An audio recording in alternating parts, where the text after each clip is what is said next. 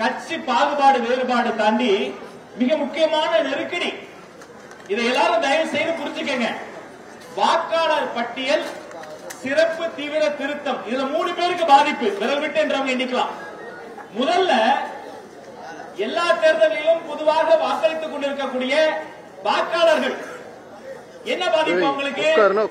இரண்டாவது, முதல் முறையாக வாக்களிக்க எங்களுடைய சிங்க குட்டிகள், சிங்க பெண்கள், முதல் தலைமுறை வாக்காளர்கள், இவங்களுக்கு என்ன பாதிப்பு? மூன்றாவது, இந்த தமிழ்நாட்டை தளபதி நாடாக மாற்றுவதற்காக விமானம் ஏறி வரப்போகிற நம்முடைய என்ஆர்ஐ தமிழர்கள், நம்முடைய சிங்க கூட்டம், அவங்களுக்கு.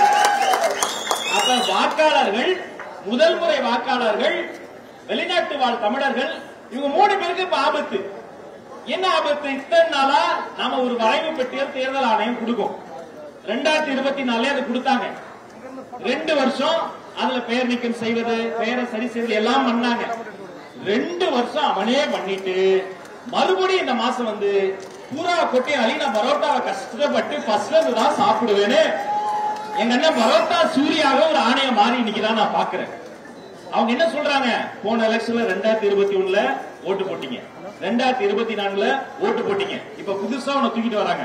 நீங்கள் 2002ஆம் ஆண்டு 2005ஆம் ஆண்டு ஓட்டு போட்டீங்களா? போட்டேன். அப்ப அதை ப்ரூவ் பண்ணுங்க.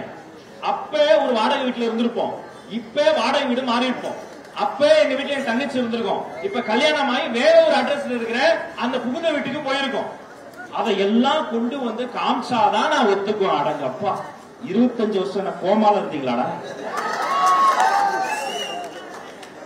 6.25 கோடி வாக்காளர்கள் இருக்காங்க. மாண்புமிகு மதிப்புமிகு அதிகாரி அர்ச்சனா பட்நாயக் அம்மா சொல்லிருக்கிறாங்க, தமிழ்நாட்டில் ஓட்டு போட போறது 6.25 கோடி. சற்றொப்ப இந்த 6.25 கோடி பேரையும் வீட்டுக்கே வந்து பாத்துருவாங்களாம் ஒரு மாசத்துல. கிழிச்சிங்க, நீங்க என்ன பண்ணுவீங்கன்னு தெரியாதா? ஒரே மாசத்துல டக்குனு பண்ணிடுவோம். யார் பண்ண போறது? நம்முடைய தமிழ்நாடு அரசு கீழே வேலை பார்க்கக்கூடிய, அரசாங்கத்தில் வேலை பார்க்கக்கூடிய அதிகாரிகள் எப்படி பார்ப்பாங்க?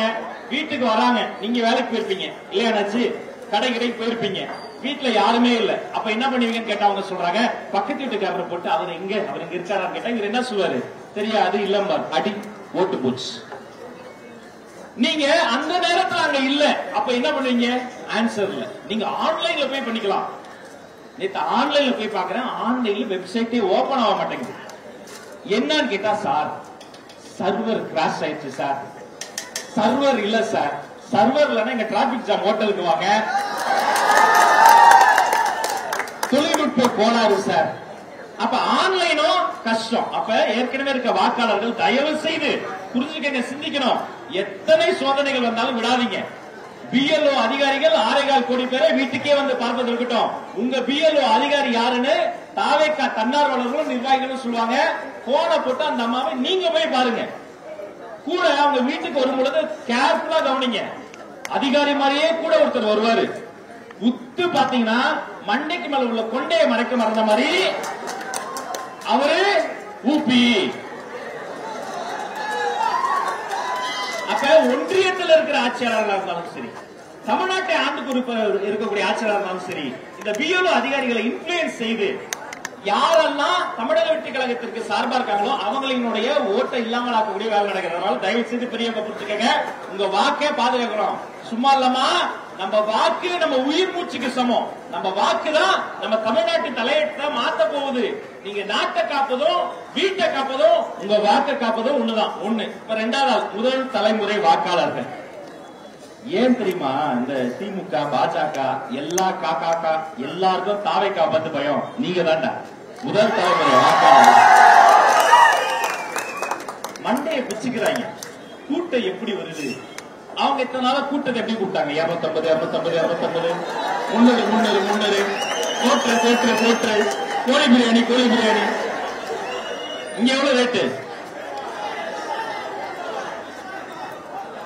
ஒத்த பைசா கொடுக்காம எனக்காக கூடுற ஒரே கூட்டம் தலைமுறையினுடைய கூட்டம். ஒரு கூட்டத்துல பாக்குறேன், நல்லா உட்கார்ந்துருந்தாங்க, என்ன பேசினாலும் கை தட்டினாங்க. அனைவருக்கும் வணக்கம் அந்த கட்சிக்காரன், அதுக்கும் கை தட்டாங்க. அதாவது அது கை தட்டாங்க. ஆக நாங்க அதுக்கும் கை தட்டாங்க. இவ்வளவு நல்லவங்களா இருக்காங்களே, யாருப்பா அவங்க? அவங்களுக்கு எப்படி எல்லாம் புரியுது? அவங்களுக்கு எங்க புரியுது? துமாரா நாம் கியாக எல்லாம் நார்த் இந்தியன்ஸ் உட்கார வச்சிருக்காங்க. அடப்பாக அந்த ஆளை உட்கார வச்சுக்கிட்டு திருக்குறளிலே திருவாரூரிலே நான் என்ன சொல்ல வருகிறேன் என்றால் ரோமாபுரியிலே தம்பி உன் ரீல் அருந்து ரொம்ப நாள் ஆச்சுப்பா, நீ இன்னும் படம் காட்டிட்டு இருக்கியே. அப்ப நம்ம வாக்குரிமை முதல் தலைமுறை வாக்காளர்கள் தயவு செய்து கவனமா செயல்படுங்க. பிஎல்ஓட்ட நீங்க கேளுங்க. 87ஆம் ஆண்டுக்கு பிறகு பிறந்தவங்களா இருந்தா அப்பாவுடைய பர்த் சர்டிபிகேட் காட்டணும், அம்மாவுடைய பர்த் சர்டிபிகேட் காட்டணும். எத்தனை குக்கிராமங்கள்ல பர்த் சர்டிபிகேட் எடுக்கக்கூடிய வாய்ப்பு இருக்கு. நம்ம முதல் தலைமுறை வாக்காளர்கள் ஆன்லைன்ல போய் பதிவு பண்ணலாம். சரி, நம்ம பசங்கள்லயே கொஞ்சம் இந்த படிக்கிற வசதி இல்லாத பாமர வீட்டு பசங்க என்ன பண்ணுவாங்க? அப்ப நீங்க என்னென்ன ஆதாரங்கள் இருக்கிறதோ எல்லாத்தையும் கொண்டு வரணும். ரேஷன் கார்டு ஆதாரமா சேர்த்துக்கிறது உச்ச நீதிமன்றத்தை போய் போராடி தான் இப்ப சேர்த்திருக்கிறாங்க. இவ்வளவு நடந்தது. மாண்புமிகு தமிழ்நாட்டில் இருக்கக்கூடிய எல்லா மாண்புமிகுகளும் ஒரு இடத்துல கூப்பிடுறாங்க.